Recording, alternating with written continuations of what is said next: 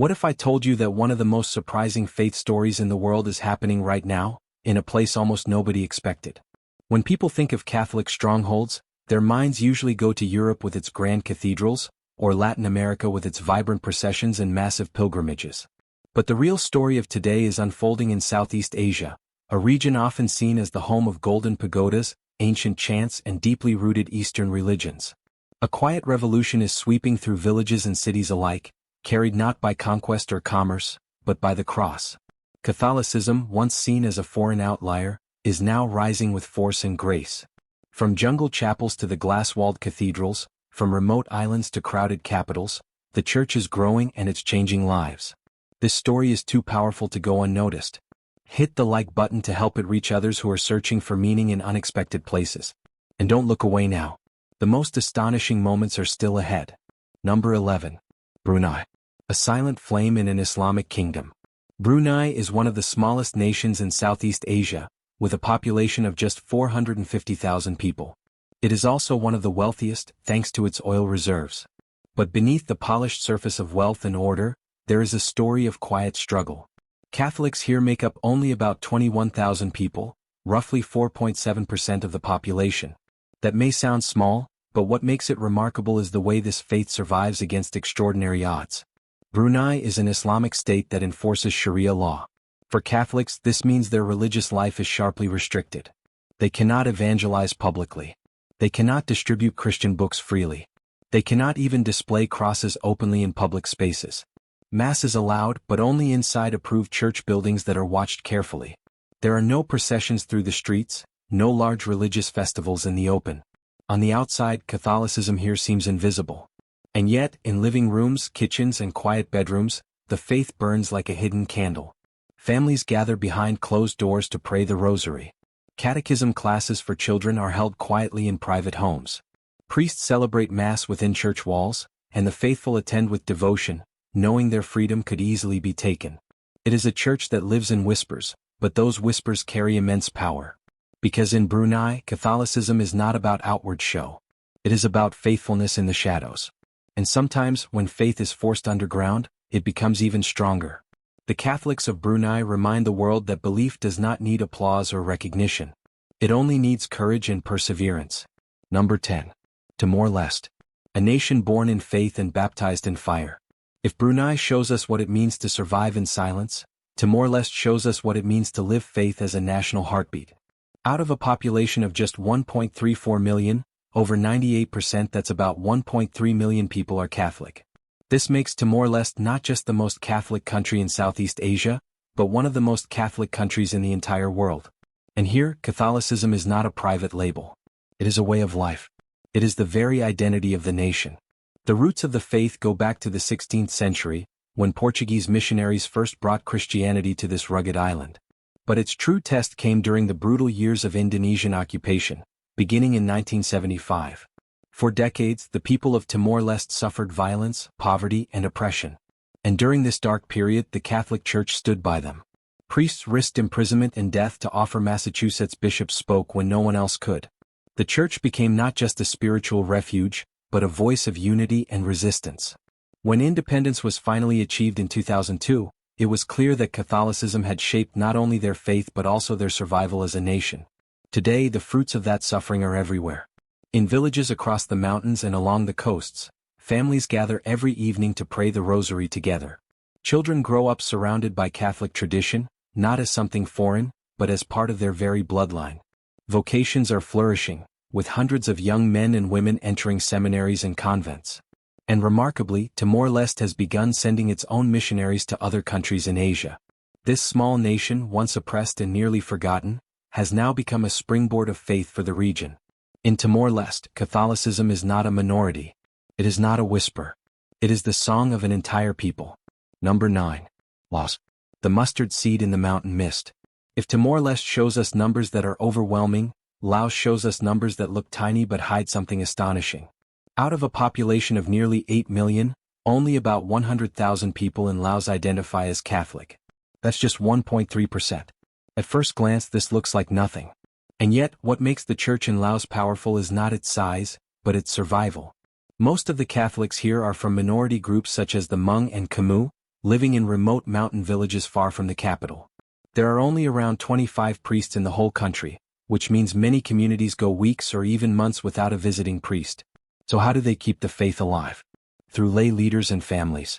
In the absence of regular clergy, lay catechists lead prayers, teach the faith, and guide their communities. Parents pass the faith on to their children through evening prayers, storytelling, and devotion. This is a faith carried not by institutions, but by memory and daily practice. But it is not easy. Religious life is closely watched by the government, and public expression of Catholicism is restricted. Building new churches is often difficult. Gatherings are sometimes discouraged. And yet, the Catholic community continues. Like a mustard seed planted in hidden soil, it grows quietly, almost invisibly, but with determination.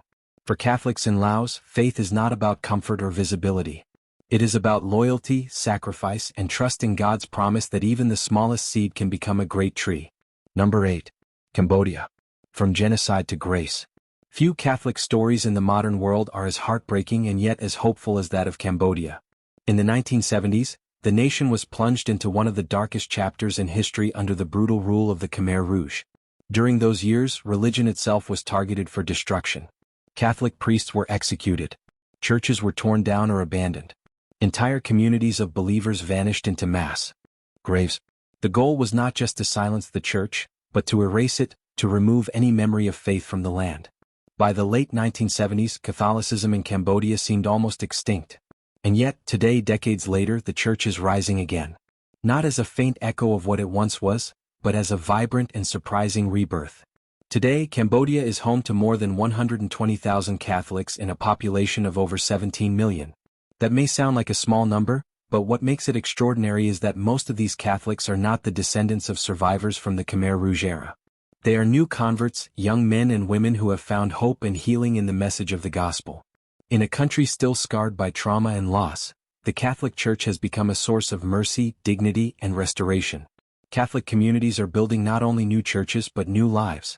Many of these churches also serve as schools, community centers, and places of refuge for the poor. Catholic hospitals and clinics care for the sick and forgotten, often reaching those who would otherwise be left without help. Number 7. Thailand. Grace among golden temples. When people think of Thailand, they often imagine glittering Buddhist temples, serene monasteries, and a culture deeply tied to its ancient traditions. And over 90% of Thailand's 71 million people are indeed Buddhist. Catholicism here represents only about 390,000 people, less than 1% of the population. Yet what is striking is not how small this community is, but how strong and respected it has become. The Catholic Church in Thailand has built a reputation far greater than its numbers suggest. Catholic schools in the country are among the most prestigious, attracting students from all faith backgrounds. Families send their children to these schools not only for education, but for the moral foundation they provide. These institutions have become bridges between faiths, places where Catholics, Buddhists, and others learn side by side, fostering respect and dialogue. In recent years, Catholicism in Thailand has been experiencing a quiet revival, especially among young people. Many Thai youth, weary of materialism and searching for deeper meaning, are drawn to the church's sense of purpose and community. Ethnic minorities such as the Karen and Hmong have also embraced the faith, finding in it both hope and belonging. The Cathedral of the Assumption in Bangkok, newly renovated, stands as more than just a beautiful building. It has become a beacon for seekers, students, professionals, and ordinary people looking for something greater than themselves. What is unique about Catholicism in Thailand is its spirit of harmony. It does not clash with the dominant culture, but instead radiates a quiet confidence. In a land that treasures peace and reflection, Catholicism shines not by making noise but by embodying dignity and grace. It is a reminder that true influence does not always come from numbers or power. Sometimes, it comes from a presence so steady and luminous that people cannot help but notice. Number 6. Myanmar. A church in the fire. Myanmar is a nation scarred by decades of civil war, ethnic conflict, and political oppression. For many, it has been a land of constant struggle, where poverty and violence are part of daily life. And yet, in this crucible of suffering, the Catholic Church has become not just a bystander, but a participant in healing. Out of a population of around 55 million, Myanmar has about 800,000 Catholics, roughly 1.45%. That number may appear small, but the Church's impact is far larger than its size. Many of Myanmar's Catholics belong to ethnic minorities such as the Kachin, Chin, and Karen. These groups have endured some of the worst effects of war and displacement. Their villages have been burned. Their people have been driven from their homes. Their lives have been marked by loss. Yet amid this suffering, Catholic communities have held firm. Even when churches are bombed or priests threatened, the faithful continue to gather, to pray, and to hope. But the church here does more than survive. It serves. Catholic dioceses run schools in the most remote regions, orphanages for children who have lost everything, and medical clinics for those left without care.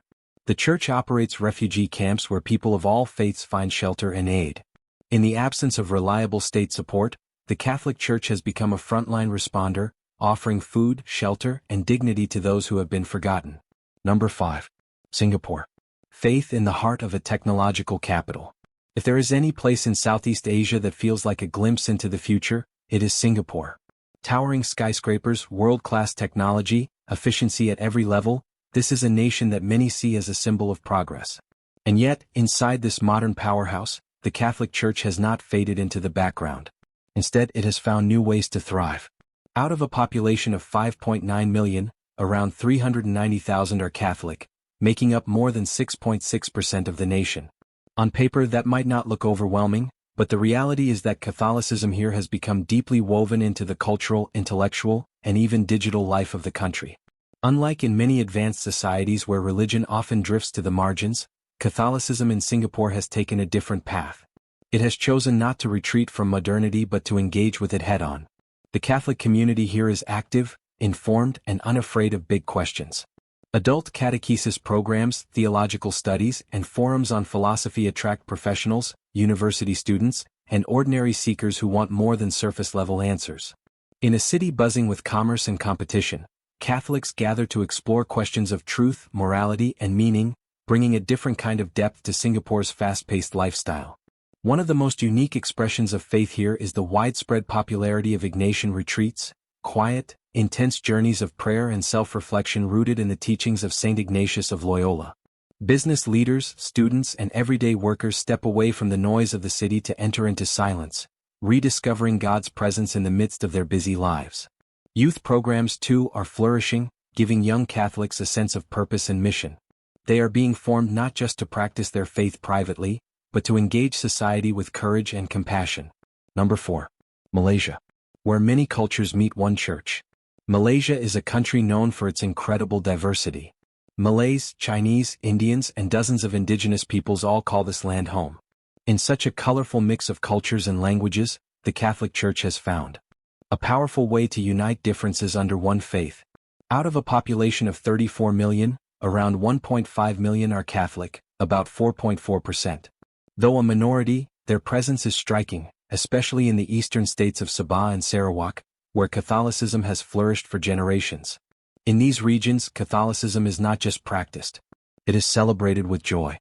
Entire villages come alive during feast days, with choirs singing hymns in native tongues and communities gathering as one family. Churches are full of children, parents, and grandparents, all bound together by a shared rhythm of prayer and worship. What stands out most in Malaysia, however, is the inclusivity of the church. Masses are offered in multiple languages, Malay, Mandarin, Tamil, and English, reflecting the cultural mosaic of the nation.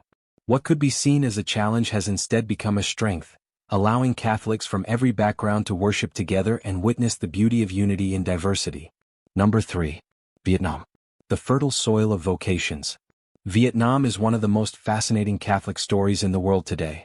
With a population of more than 106 million, about 8 million identify as Catholic, around 7.5%.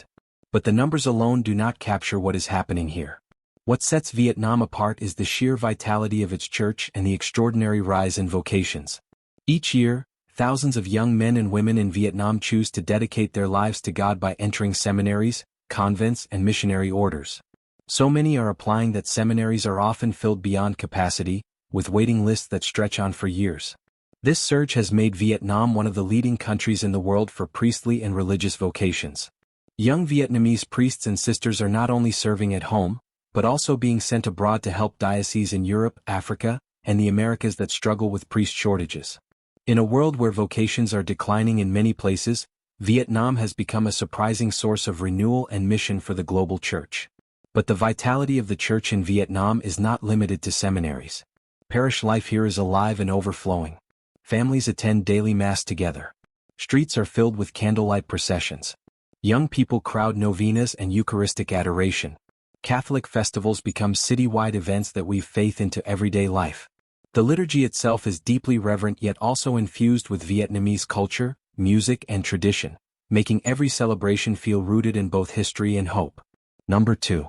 Indonesia. A Catholic flame in the world's largest Muslim archipelago.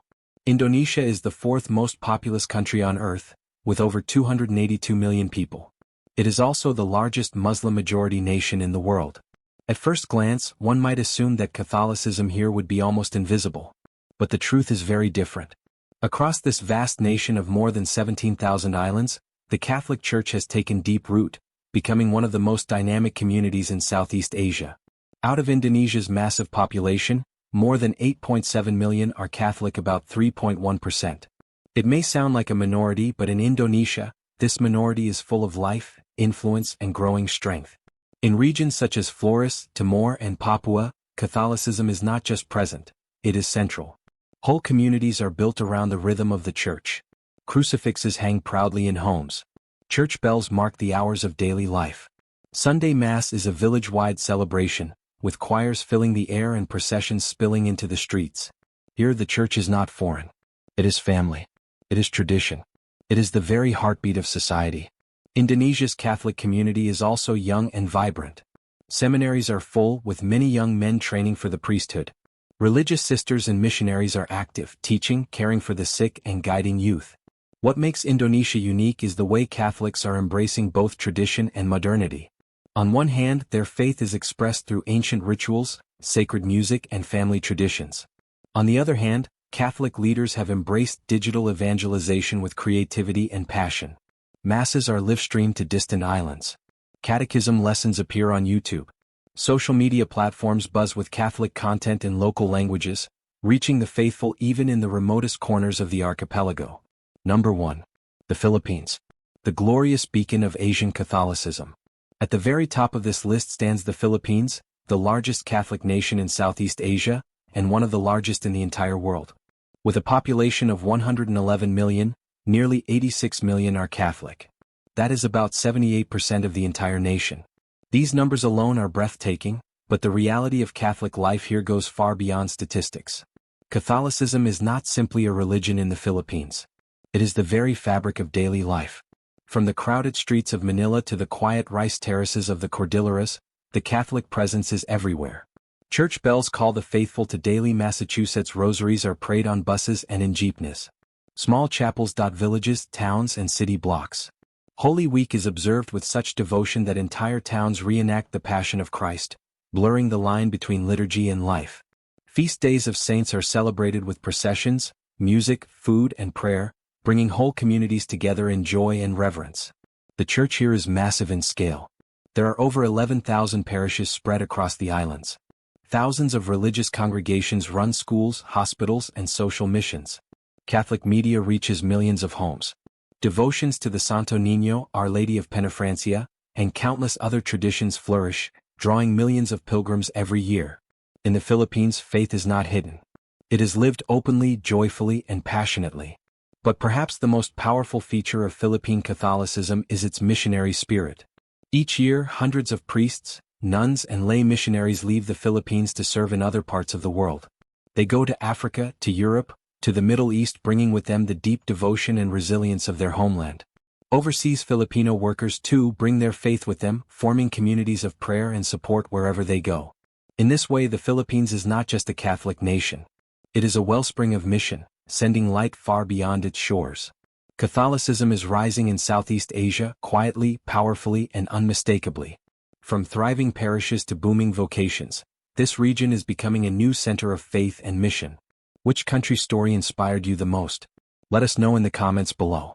If you enjoyed this video, don't forget to like, subscribe, and hit the bell icon so you won't miss the next chapter in this global faith journey. Thanks for watching and God bless.